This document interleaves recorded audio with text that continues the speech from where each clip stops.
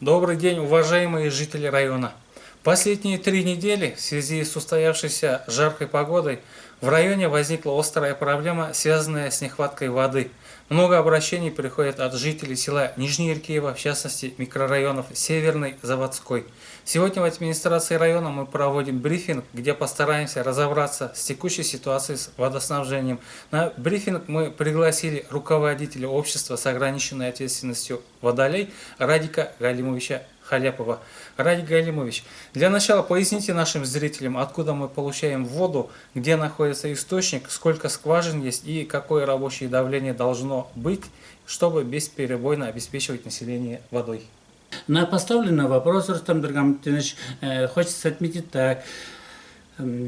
Яркеево, Нижний Яркеево получает от водозабора, расположенного в районе деревни Старокуптово. В нем находится 7 скважин. 7 скважин распределены таким образом.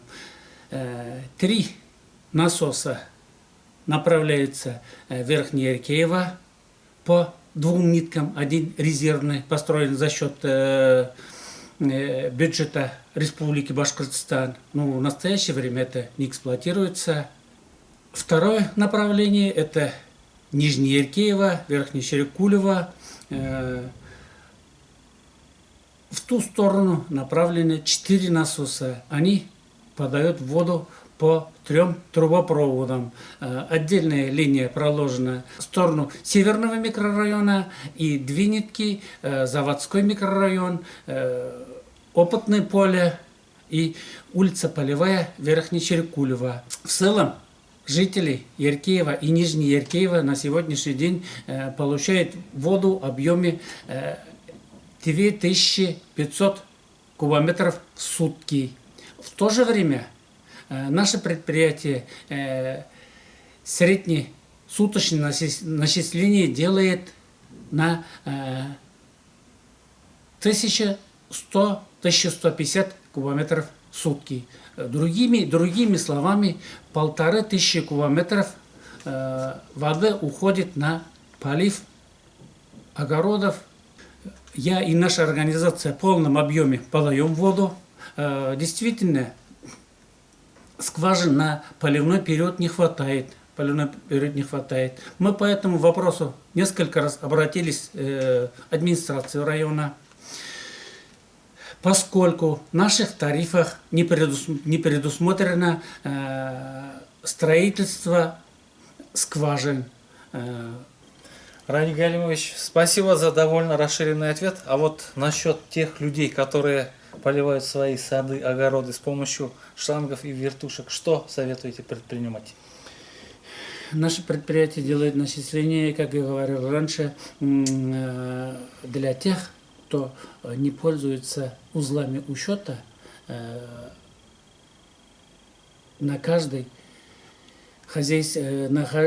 хозяйство с учета 15 квадратных метров за полив огородов. Это делается согласно постановлению правительства Российской Федерации.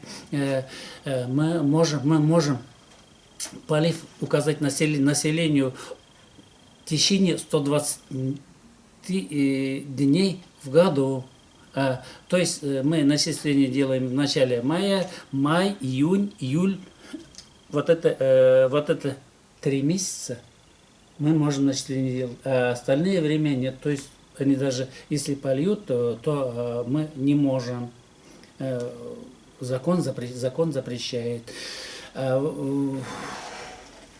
Те, которые без счетчика получают, да, вот мы начисление им делаем. Согласно, вот как сказал уже, по действующим нормативам. Потому что мы этих людей не можем запретить. Мы можем, согласно решению местного совета депутатов, в виде исключения можем ограничить, то есть исключить из статьи квитанции полив населению тогда скажем, что это решение Совета депутатов, и может пойти любому жителю, что поливать нельзя. Но это будет другое решение, не наше решение. Только в том случае. Потому что мы внимательно изучили этот момент, советовались юристами, чтобы, прежде чем вот так сказать, ну, а так просто мы сами, вот наш контролер не может пойти и сказать, что не лейте воду. Он будет прав. Потому что, кроме того, вот люди устанавливают счетчики в домах, умывальники, а унитаз и другие безучетно пользуются. Кроме того, они же поливают огороды. И эти люди есть, потому что наши контролеры ходят, видят, боремся с ними. Ну, не всегда это получается. Всегда это получается. Другими словами, если в магазине, к примеру, на полках лежит хлеб, если взял без спроса, это называется воровство. Так ведь? А вот наши жители воруют воду. Это ничего. Вот этот момент тоже есть. Тоже стоит задуматься об этом. Потому что люди не хотят признаться, что действительно это так делают. В нехватке воды есть вина и тех, кто непрерывно поливает свои участки. Радик Галимович, получается, у вас нет финансовых средств для дополнительных скважин, и если аномальная жара сохранится, то проблема нехватки воды и дальше останется злободневной. Вы правы, да, действительно, потому что если еще поливать будет, ресурс наших насосов, как вы знаете, ограничен, потому что они работают 24 часа в сутки. Если другое время мы могли бы отключить насосы, то поливной период мы не можем отключить. У вас, может быть, возникнут у жителей другой вопрос. Вы сказали 4 скважины, да? Почему туда вы не устанавливаете более мощные насосы? Дело в том, что вот из 4, допустим, в сторону Нижнеяркеева, из 4 скважин можно побольше насос спустить на 3 скважины. Туда влезает более мощный насос. Но там воды не так много. Мы попробовали одно время. Жители Нижнеяркеева это помнят, потому что одно время вода с воздухом шла. Потому что мы попытались более мощный насос поставить и туда качать. Потому что первые час-полтора насосы хорошо работают, потом там под землей воды не хватает. Поэтому мы вернулись к работе старому варианту. То есть установили насосы существующие пока. Поэтому можно вот проблему снять, пробурив на каждую линию по одной скважине. То есть на водозаборе необходимо пробурение 2 скважины. Как я сказал ранее, в наших тарифах это не предусмотрено. Мы одно время инвестпрограмму защищали. Тарифный комитет в целях защиты населения, чтобы не повысить тарифы, не включил. Хотя инвестпрограмма действует. Мы могли бы по инвестпрограмме заменить и по улице Советской, где вот эта водовод большая линия, по инвестпрограмме мы за счет бюджета, то есть смогли заменить по улице Куйбышева 1200 метров. При предусмотренном плане 900 метров мы уложили 1200 метров.